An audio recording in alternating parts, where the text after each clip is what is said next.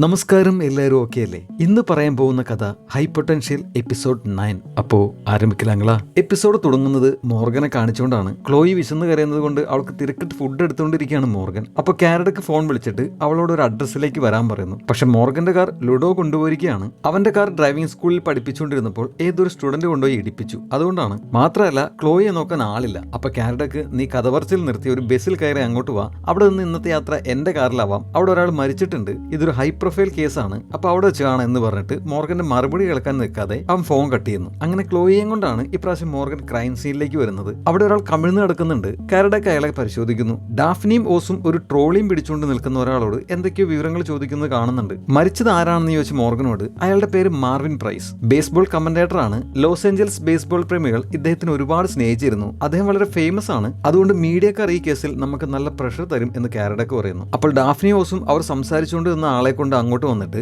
ഞങ്ങളോട് പറഞ്ഞത് ഒന്നുകൂടി പറയാൻ പറയുന്നു. അയാൾ ആക്രി വെറുക്കുന്ന ഒരാളെന്ന് തോന്നുന്നു. രാവിലെ 5 മണിക്ക് അയാൾ അങ്ങനെ ഓരോ സാധനങ്ങളും പെറുക്കിക്കൊണ്ട് വന്നപ്പോഴാണ് ഈ കൊലപാതകം കാണുന്നത്. ഒരു കാർ മാർവിനെ ഇടിച്ചു തെറിപ്പിക്കുകയായിരുന്നു. എന്നിട്ട് റിവേഴ്സ് വന്ന് വീണ്ടും മാർവിന്റെ മേലെ കൂടെ കയറ്റി ഇറക്കിക്കൊണ്ട് പോയി. എന്നിട്ട് ആ കാർ പോയത് ആ വഴിക്കാണെന്ന് പറഞ്ഞ് അയാൾ ഒരു സൈഡിലേക്ക് ചൂണ്ടിക്കാണിക്കുന്നുണ്ട്. അപ്പോൾ മോർഗൻ അവിടെ പരിശോധിച്ചുകൊണ്ടിരുന്ന ഒരു ഉദ്യോഗസ്ഥയുടെ കയ്യിൽ നിന്നും ഒരു ടേപ്പ് വാങ്ങി ആ വണ്ടിയുടെ ടയർ മാർക്സിന്റെ അളവെല്ലാം എടുക്കുന്നുണ്ട്. അപ്പൊ കാരഡക്ക് അയാളോട് അങ്ങോട്ട് പോയ കാർ പിന്നെ തിരിച്ചു വന്നില്ലേ, അതിന്റെ മോഡലോ നമ്പറോ എന്തെങ്കിലും ശ്രദ്ധിച്ചിരുന്നു എന്ന് ചോദിക്കുന്നു. അപ്പൊ കാർ ഇതുവരെ തിരിച്ചു പോയിട്ടില്ല. പിന്നെ ആ കാറിന്റെ എഞ്ചിന് ഭയങ്കര സൗണ്ട് ആയിരുന്നു എന്ന് അയാൾ പറഞ്ഞപ്പോൾ മോർഗൻ ഉടനെ അതൊരു ജെൻസൺ ഇന്റർസെപ്റ്റർ ആയിരുന്നു, നീല കളർ, മലാഗ ബ്ലൂ എന്ന് പറയുന്നു. അത് നിനക്ക് എങ്ങനെ മനസ്സിലായെന്ന് ഡാഫ്നി ചോദിച്ചപ്പോൾ പഴയ ജെയിംസ് ബോണ്ട് ഈ കാറാണ് ഓടിച്ചിരുന്നത്, ഞാനത് ബുക്കിൽ വായിച്ചിട്ടുണ്ടെന്ന് പറഞ്ഞ് ജെൻസൺ ഇന്റർസെപ്റ്ററിൽ ഉപയോഗിച്ചിരിക്കുന്നത് ക്രൈസ്ലർ V8 എഞ്ചിനാണ്. അതിന്റെ ശബ്ദം വളരെ അധികമാണ്, ഒരു പ്ലെയിൻ ടേക്ക് ഓഫ് എന്ന ശബ്ദം പോലെ. പിന്നെ മരിച്ചു കിടക്കുന്ന മാർവിന്റെ വാച്ചിൽ നീല കളർ പെയിന്റ് പറ്റിയിട്ടുണ്ട്. അത് മാർവിനെ ഇടിച്ചു തെറിപ്പിച്ചപ്പോൾ പറ്റിയതാണ്. അത് വെച്ചാണ് പറഞ്ഞത് ആ കാറിന്റെ കളർ മലാഗ ബ്ലൂ ആണെന്ന്. ഇനി അത് മാത്രമല്ല, അവിടെയുള്ള ടയറിന്റെ പാടുകൾ തമ്മിലുള്ള അകലം 69 ഇഞ്ചാണ്. അതൊരു അമേരിക്കൻ സ്പോർട്സ് കാറിന്റെ അളവല്ല. ഇതെല്ലാം വെച്ചാണ് അവൾ പറഞ്ഞത് മാർവിനെ ഇടിച്ചു തെറിപ്പിച്ച കാർ ഒരു നീല കളറിലുള്ള ജെൻസൺ ഇന്റർസെപ്റ്റർ ആണെന്ന്. ഈ കാർ ബ്രിട്ടീഷ് മോഡലാണ്, അമേരിക്കൻ അല്ല. അപ്പൊ ഇതെല്ലാം കേട്ട കാരഡക്ക് ശരി, നീ പറഞ്ഞാലും ശരിയാണെങ്കിൽ ആ കാർ ഇപ്പോൾ ആ കാണുന്ന അപ്പാർട്ട്മെന്റിന്റെ പാർക്കിങ്ങിൽ ഉണ്ടായിരിക്കും എന്ന് പറഞ്ഞ് ഒരു അപ്പാർട്ട്മെന്റ് ബിൽഡിങ്ങിന് നേരെ വിരൽ ചൂണ്ടുന്നു. അപ്പോൾ ഓസ് അതെന്തിനാ കൊലയാളി കാർ അവിടെ ഉപേക്ഷിച്ചിട്ട് പോകുന്നു എന്ന് ചോദിച്ചപ്പോൾ ആ ദിശയിലേക്ക് പോയ കാർ തിരിച്ചു പോയിട്ടില്ല എന്നാണ് പറഞ്ഞത്. ഇന്ന് സ്ട്രീറ്റ് ക്ലീനിങ് ദിവസമാണ്. ഈ സ്ട്രീറ്റിൽ ഒരു കാർ പോലും ഉണ്ടാവുകയില്ല. അപ്പോൾ ആ കാർ ഉണ്ടാവാനുള്ള ഏക സാധ്യത ആ അപ്പാർട്ട്മെന്റിന്റെ പാർക്കിംഗ് ആണെന്ന് കാരഡക്ക് പറയുന്നു. അത് കേട്ട് മോർഗൻ ഇംപ്രസ്ഡ് ആവുന്നുണ്ട്. അങ്ങനെ അവർ ആ ബിൽഡിങ്ങിന്റെ പാർക്കിങ്ങിലേക്ക് ചെന്ന് ആ കാർ അന്വേഷിക്കുന്നു. ഓസ് ആ കാർ മൂടിയിട്ട നിലയിൽ കണ്ടുപിടിക്കുന്നുണ്ട്. അപ്പൊ മോർഗൻ അതിന്റെ കവർ മാറ്റിയിട്ട് ജെൻസൺ ഇന്റർസെപ്റ്റർ മലാഗ ബ്ലൂ. ആ കാറിന്റെ ബമ്പർ ചളങ്ങിയിട്ടുണ്ടായിരുന്നു, നമ്പർ പ്ലേറ്റുകളില്ല, പെയിന്റിലും പോറലുണ്ട്. അങ്ങനെ മാർവിന് ഇടിച്ച കാർ അത് തന്നെയാണെന്ന് അവർ ഉറപ്പിക്കുന്നു. അടുത്ത സീനിൽ LAPD ഓഫീസ് കാണിക്കുന്നു. അപ്പൊ അങ്ങോട്ടെത്തിയ കാരഡക്കിനോട് ഡാഫ്നി മാർവിനും അയൽക്കാരൻ ഫില്ലും പരസ്പരം എന്തൊക്കെയോ കേസ് കൊടുത്തിട്ടുണ്ടെന്ന് പറയുന്നു. അപ്പൊ കാരഡക്ക് അങ്ങനെയാണെങ്കിൽ നീയും ഓസും പോയി ഫില്ലിനെ കാണ്, ഞാനും മോർഗനും മാർവിന്റെ വീട്ടിൽ ചെന്ന് അന്വേഷിക്കാം, എന്നിട്ട് നമുക്ക് നാളെ രാവിലെ ഇതെല്ലാം ഡിസ്കസ് ചെയ്യാം. പക്ഷെ പോകുന്നതിന് മുമ്പ് ആ ഇന്റർസെപ്റ്ററിനെ കുറിച്ചുള്ള ഡീറ്റെയിൽസ് ഒന്ന് എടുക്കണം എന്ന് പറഞ്ഞപ്പോൾ നമ്പർ പ്ലേറ്റ് ഒന്നും ഇല്ലാത്തതാണ്, കുറച്ച് സമയം എടുക്കുന്ന ഡാഫ്നി മറുപടി പറയുന്നു. ആ കാർ മോഷ്ടിച്ചതാവാം എന്നാണ് കാരഡക്ക് ഊഹിക്കുന്നത്. അപ്പോൾ ഓസ് അങ്ങോട്ട് വന്നിട്ട് കാരഡക്കിനെ അവിടെ ഇരിക്കുന്ന ഒരാളെ ചൂണ്ടിക്കാണിച്ചിട്ട് അത് മാർവിന്റെ മകനാണ്, പേര് ഡെക്സ്റ്റർ. അവൻ ഈ കേസ് അന്വേഷിക്കുന്ന ഡിറ്റക്റ്റീവിനെ കാണാൻ വന്നാണ്. മാർവിന്റെ മരണസമയത്ത് അവൻ അച്ഛനോട് സംസാരിച്ചുകൊണ്ടിരിക്കുകയായിരുന്നു എന്ന് പറഞ്ഞിട്ട് ഒരു ഫയൽ കൊടുത്തിട്ട് ഇത് ഞാൻ അവനെ കുറിച്ച് 10 മിനിറ്റിനുള്ളിൽ സംഘടിപ്പിച്ച ഡീറ്റെയിൽസ് ആണെന്ന് പറയുന്നു. അപ്പൊ കാരഡക്ക് ഓസിനെ അഭിനന്ദിച്ചിട്ട് അവനൊരു ചായ കൊടുത്ത് റൂമിലേക്ക് ഇരുത്ത്, ഞാനിപ്പോ വരാമെന്ന് പറഞ്ഞ് അവൻ ചീഫിന്റെ മുറിയിലേക്ക് ചെന്ന് മാർവിന്റെ മകൻ വന്ന കാര്യം പറയുന്നു. ചീഫിനെ ആണെങ്കിൽ ചാനലുകാർ ഈ കേസിന്റെ കാര്യം അന്വേഷിച്ച് വിളിച്ച് ശല്യപ്പെടുത്തിക്കൊണ്ടിരിക്കുകയാണ്. കാരണം മാർവിൻ അത്രയ്ക്കും പ്രശസ്തനായ ഒരാളാണ്. കാരഡക്കിനോട് മോർഗൻ എവിടെയെന്ന് ചോദിച്ചപ്പോൾ അവള് ക്ലോയി എന്റെ കാറിൽ ഛർദ്ദിച്ചു, അത് ക്ലീൻ ചെയ്തുകൊണ്ടിരിക്കുകയാണ് എന്ന് പറയുന്നു. അപ്പൊ ചീഫ് അവൾ കുട്ടിയും കൊണ്ടാണ് ജോലിക്ക് വന്നത് എന്ന് അത്ഭുതത്തോടെ ചോദിക്കുന്നു. അപ്പോ ഇത് ആദ്യത്തേതും അവസാനത്തേതും പ്രാവശ്യം ആയിരിക്കും, ലുഡോ ക്ലോയി എപ്പോൾ തന്നെ കൊണ്ടുപോയിക്കോളും എന്ന് കാരഡക്ക് മറുപടി പറയുന്നു. എന്തായാലും മാർവിന്റെ മകനോട് സംസാരിച്ചതിന് ശേഷം എനിക്കൊരു അപ്ഡേറ്റ് തരണം, മീഡിയക്കാരോട് പറയാനാണെന്ന് ചീഫ് പറയുന്നു. അവൻ ഓക്കെ പറഞ്ഞ് ഡെക്സ്റ്ററിനോട് സംസാരിക്കാനായിട്ട് ചെല്ലുന്നു. അപ്പൊ ചീഫിന്റെ മൊബൈൽ എടുത്തു നോക്കുന്നു. അതിൽ ചീഫ് ജിയോനോട് ചാറ്റ് ചെയ്തുകൊണ്ടിരിക്കുകയായിരുന്നു. ഞാൻ LAPDയിലെ ലെഫ്റ്റനന്റ് ആണ്, എനിക്ക് നിന്നോട് സംസാരിക്കണം, വേറെ പ്രശ്നമൊന്നുമില്ല, 1-2 കാര്യങ്ങൾ ചോദിക്കാനാണെന്ന് പറഞ്ഞ്. ജിയോനെ മറന്നിട്ടില്ലല്ലോ അല്ലേ? കഴിഞ്ഞ എപ്പിസോഡിൽ റോമൻ കണ്ട് സംസാരിച്ചിരുന്നു എന്ന് ചീഫ് മോർഗനോട് പറഞ്ഞാൽ അവിടെ നിന്ന് കാണിക്കുന്നത് കാരഡക്കും മോർഗനും ഡെക്സ്റ്ററോട് സംസാരിക്കുന്നതാണ്. കാരഡക്ക് അവനോട് മാർവിനെ എല്ലാവരെയും പോലെ എനിക്കും ഒരുപാട് ഇഷ്ടമായിരുന്നു, അതുകൊണ്ട് തന്നെ ഈ കേസ് എനിക്ക് അല്പം പേഴ്സണൽ ആണ് എന്ന് പറഞ്ഞിട്ട് ഈ മരണത്തിൽ നിനക്ക് ആരെങ്കിലും സംശയം ഉണ്ടോ എന്ന് ചോദിച്ചപ്പോൾ ഡെക്സ്റ്റർ ഉണ്ട് എന്ന് പറഞ്ഞിട്ട് ടിയാന ജോൺസൺ ആണ് എന്റെ അച്ഛനെ കൊന്നതെന്ന് പറയുന്നു. അതാരാണെന്ന് കാരഡക്ക് ചോദിച്ചപ്പോൾ അവളും അച്ഛനുമായിട്ട് റിലേഷനിലായിരുന്നു, കഴിഞ്ഞ വർഷം അച്ഛൻ എല്ലാ സ്വത്തുക്കളും അവളുടെ പേരിൽ എഴുതി വെച്ചു എന്ന് പറയുന്നു. അപ്പൊ കാരഡക്ക് മാർവിന്റെ അപകട സമയത്ത് നീ അച്ഛനുമായിട്ട് ഫോണിൽ സംസാരിക്കുകയായിരുന്നു എന്ന് പറഞ്ഞു. ഇത്ര വെളുപ്പിന് എന്തായിരുന്നു നിങ്ങൾ സംസാരിച്ചുകൊണ്ടിരുന്നത് എന്ന് ചോദിച്ചപ്പോൾ ഞാൻ അച്ഛനെ തിരിച്ചു വിളിച്ചായിരുന്നു. ഞങ്ങൾ എപ്പോഴും ആ സമയത്താണ് സംസാരിക്കാറുള്ളത്. അച്ഛൻ എപ്പോഴും അതിരാവിലെ തന്നെ എഴുന്നേൽക്കും. പിന്നീട് അവിടെയുള്ള റെസ്റ്റോറന്റിൽ പോയി പേപ്പർ വായിക്കും, അവിടുന്ന് ബ്രേക്ക്ഫാസ്റ്റ് കഴിക്കും. അന്ന് സംസാരിച്ചത് അച്ഛന്റെ വിൽപത്രത്തിനെ കുറിച്ചായിരുന്നു. അദ്ദേഹത്തിന് ഒരു തെറ്റ് പറ്റിയെന്നും വിൽപത്രം ടിയാനയുടെ പേരിൽ നിന്ന് മാറ്റി എന്റെ പേരിലേക്ക് മാറ്റണമെന്ന് ആഗ്രഹം ഉണ്ടായിരുന്നു എന്ന് പറഞ്ഞു. അപ്പൊ അവൾ ഇതിനെക്കുറിച്ച് അറിഞ്ഞിട്ടുണ്ടാവും. അതുകൊണ്ട് അവൾ തന്നെയായിരിക്കും അച്ഛനെ കൊന്നത്. മരണസമയത്ത് അച്ഛനൊരു കാര്യം പറഞ്ഞിരുന്നു.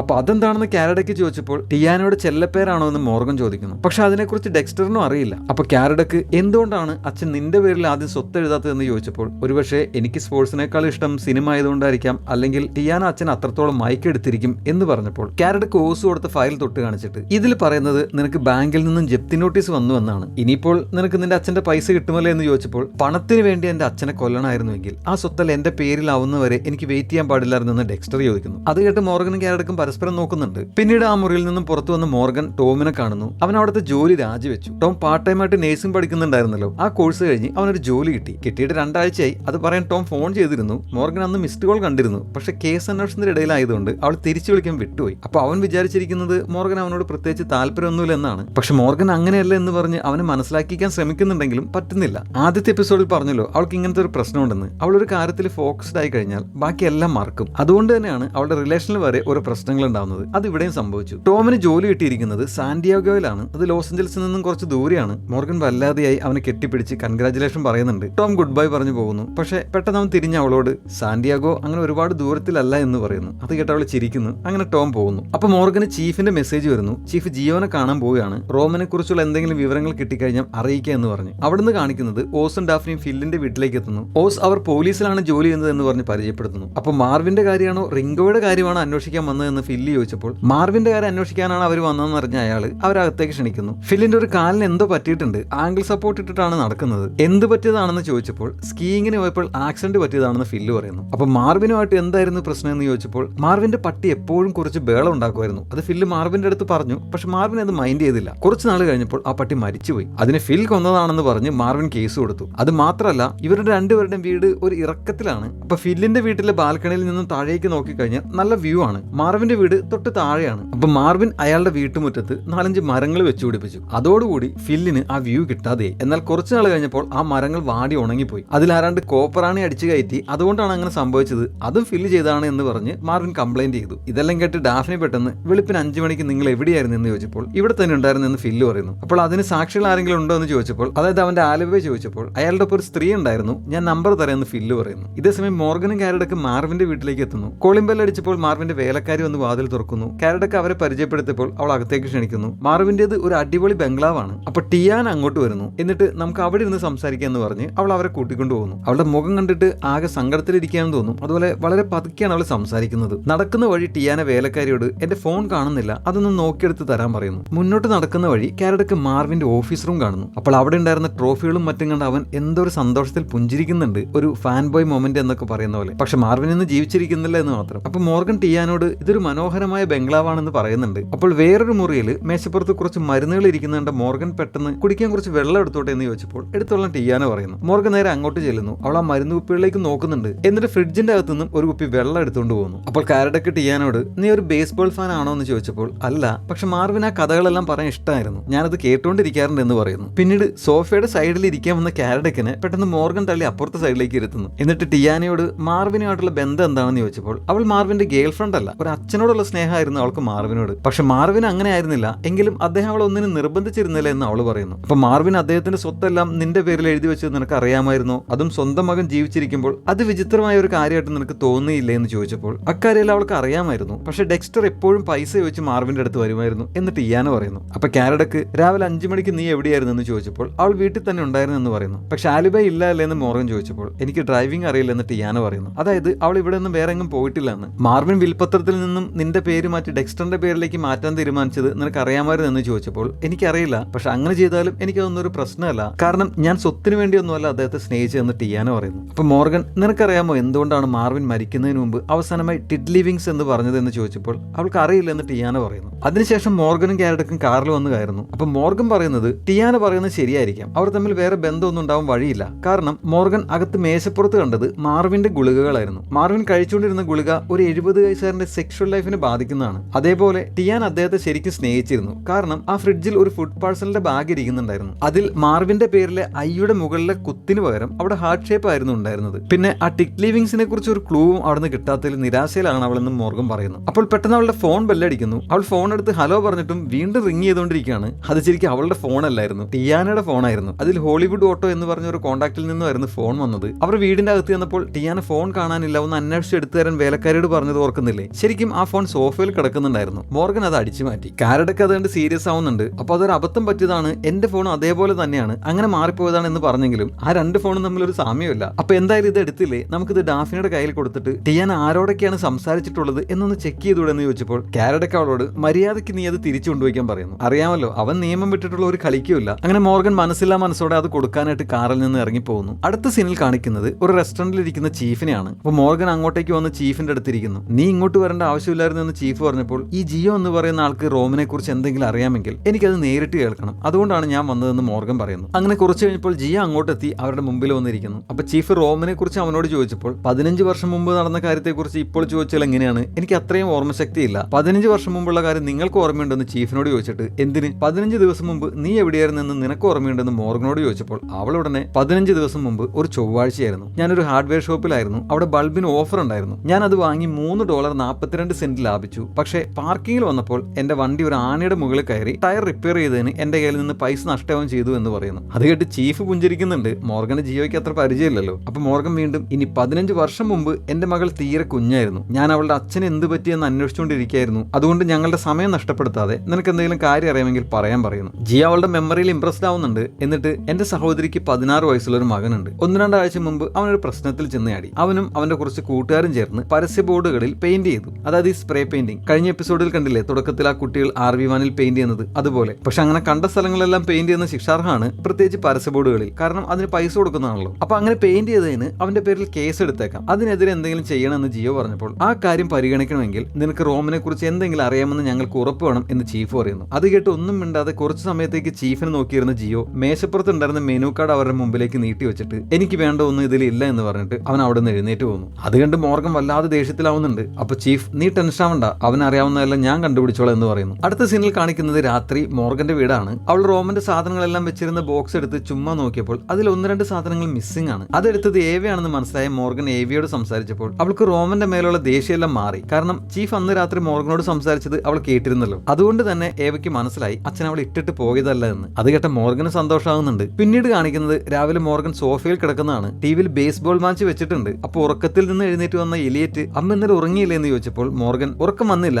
ഞാൻ ബേസ്ബോൾ കാണുവാണ്. അതിൽ കമന്റർ പറയുന്ന ആൾ ഇപ്പോൾ ടിഡ് ലിവിങ്സ് എന്ന് പറയും. അപ്പൊ അതെന്താണെന്ന് മനസ്സിലാക്കി അമ്മ ഒരു കേസ് തെളിയിക്കെന്ന് പറയുന്നു. അപ്പൊ മാർവിൻ പറഞ്ഞ ആ വാക്കിന്റെ അർത്ഥം എന്താണെന്ന് കണ്ടുപിടിക്കാനുള്ള ശ്രമത്തിലാണ് മോർഗൻ. അടുത്ത സീനിൽ കാണിക്കുന്നത് LAPD ഓഫീസാണ്. രാവിലെ അങ്ങോട്ട് വന്ന കാരഡക്കിനെ കാണാൻ ഡെക്സ്റ്റർ അവിടെ കാത്തിരിക്കുന്നുണ്ടായിരുന്നു. ടിയാനെ കണ്ട് സംസാരിച്ചു എന്ന് ചോദിച്ചപ്പോൾ കാരഡക്ക് അവനോട് സംസാരിച്ചിരുന്നു, അവൾ പറയുന്നത് നീ പൈസയ്ക്ക് വേണ്ടിയിട്ട് എപ്പോഴും അച്ഛനെ ശല്യപ്പെടുത്തുമായിരുന്നു എന്നായിരുന്നു എന്ന് പറഞ്ഞപ്പോൾ ഡെക്സ്റ്റർ പറയുന്നത് അവൻ പൈസ ചോദിച്ചിരുന്നത് അവന്റെ മകൾക്ക് വേണ്ടിയിട്ടാണ്, അവൾക്ക് ഓട്ടിസം ഉണ്ട്, അപ്പോൾ സ്പെഷ്യൽ സ്കൂളിൽ ചേർക്കാനൊക്കെ അധികം പൈസ വേണം, അതിന് വേണ്ടിയിട്ടാണ് ഡെക്സ്റ്റർ മാർവിനോട് പൈസ ചോദിച്ചത്. പിന്നെ ഡെക്സ്റ്റർ ഒരു ഗേ ആണ്, ഡെക്സ്റ്ററിന്റെ പാർട്ട്ണറെ മാർവിന് ഒട്ടും താല്പര്യമില്ലായിരുന്നു. അതൊക്കെയായിരുന്നു മാർവിനും ഡെക്സ്റ്ററും തമ്മിലുണ്ടായിരുന്ന പ്രശ്നങ്ങൾ. അവിടുന്ന് കാരഡക്ക് ഓഫീസിനകത്തേക്ക് എത്തുന്നു. എന്നിട്ട് എന്താണ് പുതിയ വിവരങ്ങൾ എന്ന് ചോദിച്ചപ്പോൾ ഫിൽ ഒപ്പം ഉണ്ടായിരുന്നു എന്ന് പറഞ്ഞ ആ സ്ത്രീയെ ഓസ് കോൺടാക്ട് ചെയ്തിരുന്നു. പക്ഷെ അവളുടെ കല്യാണം 1 മാസം മുമ്പ് കഴിഞ്ഞതാണ്, അതുകൊണ്ട് അവൾക്ക് മൊഴിയൊന്നും തരാൻ പറ്റില്ല എന്ന് പറയുന്നു. കാറിനെ കുറിച്ച് അന്വേഷിച്ച് ഡാഫ്നിക്ക് കൂടുതൽ വിവരങ്ങളൊന്നും കിട്ടുന്നില്ല, എങ്കിലും ഒന്നുകൂടി ചെക്ക് ചെയ്യാൻ കാരഡക്ക് പറയുന്നു. അപ്പൊ ചീഫ് വന്ന് അവനെ ക്യാബിനിലേക്ക് വിളിക്കുന്നു. എന്നിട്ട് ജിയോ പറഞ്ഞ ആ കുട്ടിയുടെ കേസിന്റെ കാര്യത്തിന് എന്തെങ്കിലും സഹായം ചെയ്യാൻ പറ്റുമോ എന്ന് ചോദിച്ചപ്പോൾ അവൻ ചീഫ് ശരിക്കും എന്താണ് അന്വേഷിക്കുന്നത് എന്ന് ചോദിക്കുന്നു. അപ്പൊ ചീഫ് മോർഗന്റെ കാര്യമാണ്, പക്ഷെ കൂടുതൽ ഡീറ്റെയിൽസ് പിന്നെ പറയാന്ന് പറയുന്നു. അപ്പോൾ കാരഡക്ക്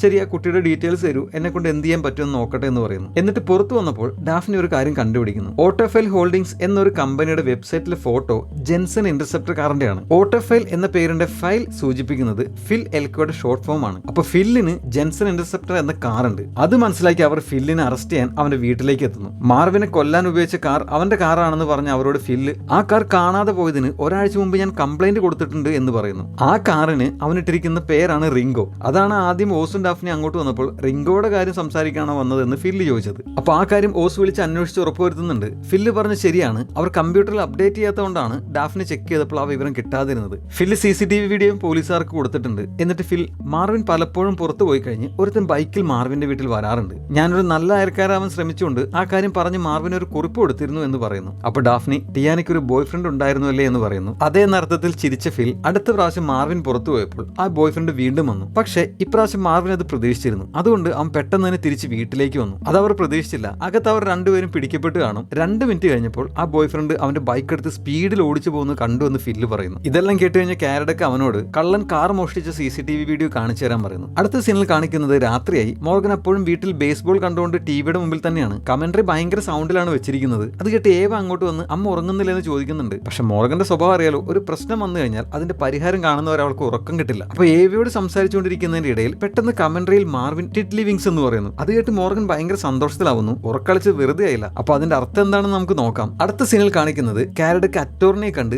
ചീഫ് പറഞ്ഞ കാര്യം സംസാരിക്കുന്നതാണ്. അങ്ങനെ അവൻ എങ്ങനെയൊക്കെയോ അവരോട് സംസാരിച്ച് ജിയോയുടെ സഹോദരിയുടെ മകന്റെ കേസിൽ ഒരു പരിഹാരം കാണുന്നു. പിന്നീട് ചീഫ് ഓഫീസിൽ വെച്ച് മോർഗനോട് അത് പറഞ്ഞിട്ട് ഇനി നമുക്ക് ജിയോയോട് അവൻ അറിയാവുന്ന ഇൻഫർമേഷൻസ് എല്ലാം ചോദിക്കുക എന്ന് പറയുന്നു. അപ്പൊ കാരഡക്ക് ഫില്ല് കൊടുത്ത കാർ മോഷണത്തിന്റെ CCTV വീഡിയോ അവിടെ പ്ലേ ചെയ്യുന്നു. മോർഗനും ചീഫ് അങ്ങോട്ട് നിന്ന് അത് കാണുന്നു. വീഡിയോയിൽ ഒരാൾ മാസ്ക് ഒക്കെ ധരിച്ച് പമ്മി ഫില്ലിന്റെ ഗ്യാരേജിലേക്ക് വരുന്ന കാണുന്നുണ്ട്. ആ വീഡിയോ ഒന്നുകൂടി പ്ലേ ചെയ്യാൻ മോർഗൻ പറയുന്നു. ഓസ് അങ്ങനെ ചെയ്യുന്നു. മോർഗൻ ആ വീഡിയോയിലേക്ക് സൂക്ഷിച്ച് നോക്കുന്നുണ്ട്. എന്നിട്ട് അവൾ അവളുടെ മൊബൈൽ ബാഗിൽ നിന്ന് എടുത്ത് എന്തോ നോക്കുന്നു. എന്നിട്ട് പെട്ടെന്ന് കില്ലറുടെ പേര് ഒളിവർ ഡിബോ എന്നാണ്. അവൻ വർക്ക് ചെയ്യുന്നത് ഹോളിവുഡ് ഓട്ടോയിലാണെന്ന് പറയുന്നു. അത് കേട്ട് കാരഡക്ക് നീ എന്താ കില്ലറുടെ പേര് ഗൂഗിളിൽ സെർച്ച് ചെയ്തതെന്ന് ചോദിച്ചപ്പോൾ മോർഗൻ എന്ന് കളിയാക്കുന്ന രീതിയിൽ അവനോട് പറയുന്നു. മോർഗൻ എങ്ങനെയാണ് കൊലയാളിയെ കണ്ടുപിടിച്ചതെന്ന് ചീഫ് ചോദിച്ചപ്പോൾ അവൾ അത് വിവരിക്കുന്നു. മോർഗൻ അന്ന് ടിയാനയുടെ ഫോൺ അടിച്ചു മാറ്റിയില്ലേ, അപ്പോൾ ആ ഫോണിലേക്ക് ഹോളിവുഡ് ഓട്ടോ എന്ന് പറഞ്ഞ ഒരു കോൺടാക്റ്റിൽ നിന്ന് ഒരു കോൾ വന്നിരുന്നത് ഓർമ്മയില്ലേ? അതൊരു കാർ വർക്ക്ഷോപ്പാണ്. അപ്പോൾ ഒരു കാർ താക്കോലില്ലാതെ സ്റ്റാർട്ട് ചെയ്യാൻ ഒരു മെക്കാനിക്കിനാണ് ഈസി ആയിട്ട് സാധിക്കുക. പിന്നെ വീഡിയോയിലെ കള്ളൻ ഇട്ടിരിക്കുന്ന ഷൂ ജിർവേ എന്ന ഫ്രഞ്ച് ബ്രാൻഡിന്റെയാണ്. ആ ബ്രാൻഡിന്റെ ലോഗോ ആണ് ഷൂവിലുള്ള G.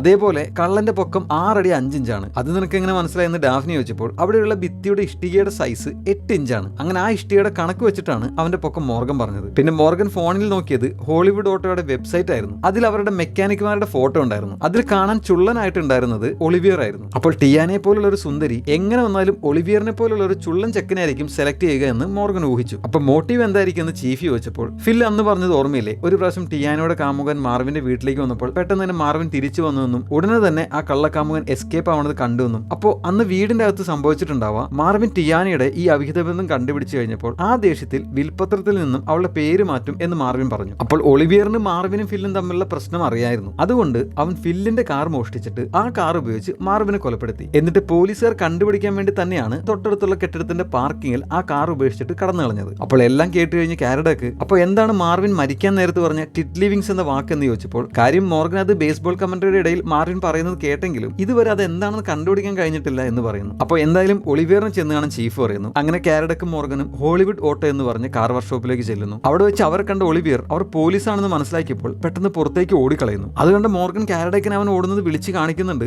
ബൈക്കിൽ കയറി രക്ഷപ്പെടാൻ ശ്രമിച്ച ഒളിവിയറിനെ കാരഡക്ക് ചാടി വീണ് കീഴ്പ്പെടുത്തി അറസ്റ്റ് ചെയ്തുകൊണ്ട് പോകുന്നു. പിന്നീട് ടിയാനയെ ചോദ്യം ചെയ്യുന്നത് കാണിക്കുന്നു. ഒളിവിയർ പറഞ്ഞിരിക്കുന്നത് മാർവിന്റെ മരണസമയത്ത് അവൻ ടിയാനയുടെ ഒപ്പമായിരുന്നു എന്നാണ്. പക്ഷെ ടിയാന ആദ്യം പറഞ്ഞിരുന്നത് ആ സമയം അവൾ വീട്ടിൽ ഒറ്റയ്ക്കായിരുന്നു എന്നാണല്ലോ. അതുകൊണ്ട് രണ്ടുപേരുടെ മൊഴികളും ഒന്നല്ല. പിന്നെ ഒളിവിയർ വർക്ക്ഷോപ്പിൽ നിന്ന് ഓടിയത് അവൻ ഫ്രഞ്ചുകാരനാണല്ലോ. അപ്പൊ അവന്റെ വിസ എക്സ്പയർഡ് ആയിരുന്നു. അതുകൊണ്ട് പോലീസിനെ കണ്ട് പേടിച്ച് ഓടിയതാണ് എന്നാണ് അവൻ മൊഴി കൊടുത്തിരിക്കുന്നത്. അപ്പൊ ടിയാനയോട് മാർവിന്റെ മരണസമയത്ത് അവൾ ഒളിവിയറിന്റെ ഒപ്പമായിരുന്നു എന്ന് ചോദിച്ചപ്പോൾ അവൾ അതെ, ഞങ്ങൾ ഒളിവിയറിന്റെ വീട്ടിലായിരുന്നു. ഒളിവിയറിനെ ഇതിലേക്ക് വലിച്ചിഴക്കാതിരിക്കാൻ വേണ്ടിയിട്ടാണ് ആദ്യം പറയാതിരുന്നത് എന്ന് പറയുന്നു. കാരണം അങ്ങനെ വന്നാൽ അവനെ ആയിരിക്കും പോലീസ് ആദ്യം സംശയിക്കുക. ചിലപ്പോൾ അവന് ഫ്രാൻസിലേക്ക് തിരിച്ചു പോകേണ്ടി വരും. അത് അവൾക്ക് ഇഷ്ടമല്ല. അതുകൊണ്ടാണ്. അപ്പൊ കാരഡക്ക് മാർവിൻ അന്ന് നിങ്ങളെ രണ്ടുപേരും ഒരുമിച്ച് പൊക്കിയില്ലേ, അപ്പോൾ എന്തായിരുന്നു അദ്ദേഹം പറഞ്ഞതെന്ന് ചോദിച്ചപ്പോൾ അദ്ദേഹം വളരെ ശാന്തനായിരുന്നു. അവനോട് വെളിയിൽ പോകാൻ മാത്രമായിരുന്നു പറഞ്ഞുള്ളൂ. എന്നിട്ട് എന്നോട് ഒളിവിയർ നിന്റെ ജീവിതത്തിൽ ഒരു സമയനഷ്ടം മാത്രമായിരിക്കും എന്ന് എപ്പോഴും പറഞ്ഞിരുന്നു എന്ന് ടിയാന പറയുന്നു. അപ്പൊ മോർഗൻ അവളോട് മാർവിന് ഒളിവിയറിന്റെ പേര് അറിയാമായിരുന്നു എന്ന് ചോദിച്ചപ്പോൾ ഇല്ല എന്ന് ടിയാന പറയുന്നു. അപ്പൊ മോർഗൻ പെട്ടെന്ന് ടിഡ് ലിവിങ്സ് എന്ന് പറയുന്നു. മാർവിൻ കമന്ററി പറയുമ്പോൾ ആ വാക്ക് ഉപയോഗിച്ചത് കളിക്കാർ വെറുതെ സമയം കളയുമ്പോഴായിരുന്നു. അതായത് ആ വാക്കുകൊണ്ട് മാർവിൻ ഉദ്ദേശിച്ചത് വെറുതെ സമയം കളയുക അഥവാ വേസ്റ്റ് ഓഫ് ടൈം എന്നായിരുന്നു. അപ്പൊ മാർവിൻ ആ വാക്ക് മരണസമയത്ത് പറഞ്ഞത് ഒളിവിയറിനെ ഉദ്ദേശിച്ച് തന്നെയായിരുന്നു. അവനാണ് തന്റെ കൊലയാളി എന്ന് മാർവിൻ അറിയിച്ചതാണ്. കാരണം മാർവിന് ഒളിവിയറിന്റെ പേര് അറിയില്ലായിരുന്നു. പകരം അവനെ മാർവിൻ വിളിച്ചിരുന്നത് വേസ്റ്റ് ഓഫ് ടൈം എന്നായിരുന്നല്ലോ. അതുകൊണ്ടാണ്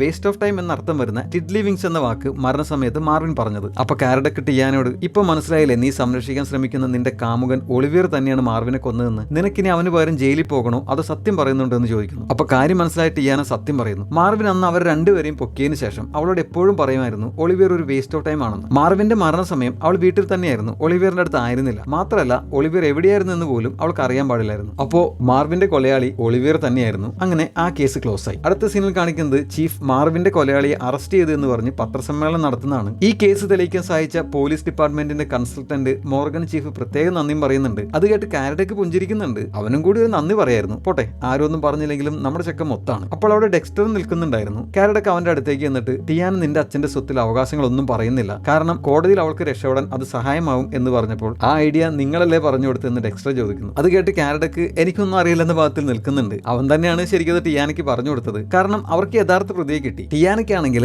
മാർവിന്റെ കൊലപാതകത്തിൽ പങ്കില്ല, പിന്നെ അവൾ സത്യസന്ധമായിട്ട് കാര്യങ്ങളും പറഞ്ഞു. അതുകൊണ്ടാണ് കാരഡക്ക് അങ്ങനെ ഒരു ഐഡിയ പറഞ്ഞു കൊടുത്തത്. അപ്പോൾ ഡെക്സ്റ്റർ ഇപ്പോഴും വിചാരിച്ചിരിക്കുന്നത് മാർവിൻ അവന് ഇഷ്ടമായിരുന്നില്ല എന്നായിരുന്നു. പക്ഷെ കാരഡക്ക് നിന്റെ അച്ഛൻ നിന്നെ ഒരുപാട് സ്നേഹിച്ചിരുന്നു. ഞാൻ വീട്ടിൽ ചെന്നപ്പോൾ അദ്ദേഹത്തിന്റെ ഓഫീസ് മുറി കണ്ടിരുന്നു. അവിടെ ഒരുപാട് ബേസ്ബോൾ ലെജൻസിന്റെ ഫോട്ടോകൾ ഉണ്ടായിരുന്നു. പക്ഷേ അദ്ദേഹത്തിന്റെ മേശപ്പുറത്ത് ഒരേ ഒരു ഫോട്ടോ ഉണ്ടായിരുന്നുള്ളൂ, അത് നിന്റെ ആയിരുന്നു എന്ന് പറയുന്നു. അത് കേട്ട് ഡെക്സ്റ്റർ വല്ലാതെ സങ്കടപ്പെടുന്നു. എന്നിട്ട് അവൻ ആ കേസ് കളിച്ചതിന് കാരഡക്കിനോട് നന്ദി പറഞ്ഞ് ഷെയ്ക്ക് ഹാൻഡ് കൊടുക്കുന്നു. അപ്പോൾ മോർഗൻ ചീഫിന്റെ പത്രസമ്മേളനത്തിന്റെ സെൽഫി എടുക്കുന്നുണ്ട്, മുഖം ഇങ്ങനെ കോക്രിച്ച് കാണിച്ചൊക്കെ. അതിനുശേഷം കാരഡക്കിനെ നോക്കി അവളൊരു തംസപ്പും കൊടുക്കുന്നു. അവൻ അവളെ നോക്കി ചിരിക്കുന്നു. അതിനുശേഷം ഓഫീസിൽ വെച്ച് അവർ അന്നത്തെ ജോലി കഴിഞ്ഞ് വീട്ടിലേക്ക് പോകാൻ തുടങ്ങിയാണ്. ജിയോ പറഞ്ഞ കാര്യം ചെയ്തത് കാരഡക്കാണെന്ന് അറിഞ്ഞ മോർഗൻ അവനോട് നന്ദി പറയുന്നു. ഒപ്പം റോമനെ കുറിച്ച് ഇതുവരെ അവനോട് പറയാത്തതിന് സോറി, പക്ഷെ അത് കുഴപ്പമില്ലെന്ന് അവൻ പറയുന്നുണ്ട്. എന്നിട്ട് എന്തായാലും ഞാനിപ്പോൾ അറിഞ്ഞില്ലേ, ഇനി നിനക്ക് എന്തെങ്കിലും സഹായം വേണമെങ്കിൽ എന്നോട് ചോദിച്ചോളൂ എന്ന് പറയുന്നു. ഒപ്പം ജിയോയെ പോലുള്ള ആളുകളോട് ഇടപെടുമ്പോൾ സൂക്ഷിക്കണം എന്ന് പറയുന്നു. അടുത്ത സീനിൽ കാണിക്കുന്നത് വീട്ടിലേക്ക് ഭക്ഷണവും മേടിച്ചിറങ്ങിയ മോർഗനെയാണ്. അപ്പോൾ അവിടെ അവളുടെ കാറിൽ ചാരി നിൽക്കുന്നു ജിയോ. അവൻ അവളോട് ഒരു ലിഫ്റ്റ് തരുമോ എന്ന് ചോദിച്ചെങ്കിലും അവൾ അവനെ ഒഴിവാക്കാൻ ശ്രമിക്കുന്നു. അപ്പോൾ ജിയോ